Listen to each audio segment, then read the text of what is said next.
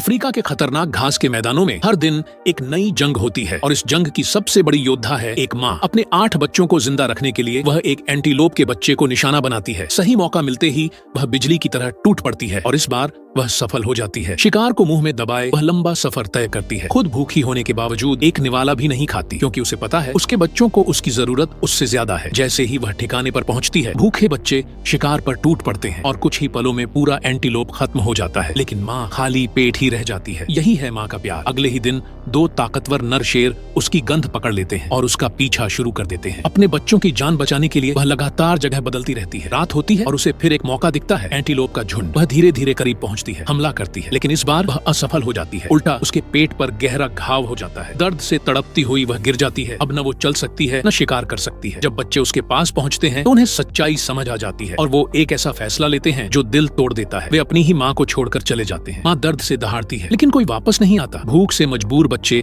आगे बढ़ते हैं और अचानक उन्हें शिकार की आवाज सुनाई देती है। वे एक दूसरे शेरों के झुंड के पास पहुंच जाते हैं, लेकिन यहाँ कहानी बदल जाती है। वो शेरनी उनकी माँ की सगी बहन होती है। वह उन्हें अपनाती है, खाना खिलाती है और घायल माँ को भी सहारा देती है। अब शिकार की जिम्मेदारी बहन संभालती है और धीरे धीरे माँ ठीक होने लगती है। 2 महीने बाद बच्चे बड़े हो जाते हैं। अब समय है उनकी आखिरी परीक्षा का। रात के अंधेरे में वे अपने जीवन का पहला बड़ा शिकार करते हैं और सफल होते हैं। लेकिन तभी वही 2 नर शेर फिर सामने आ जाते हैं। इस बार माँ भागती नहीं, वह उनके सामने खड़ी हो जाती है। खुद को दांव पर लगाकर अपने बच्चों को बचाने के लिए उसकी बहन भी साथ देती है और दोनों मिलकर उन्हें रोक लेती हैं। बच्चे आखिरी बार अपनी माँ को देखते हैं और फिर अपनी नई जिंदगी की ओर बढ़ जाते हैं और माँ चुपचाप उन्हें जाते हुए देखती रहती है, क्योंकि यही प्रकृति का नियम है।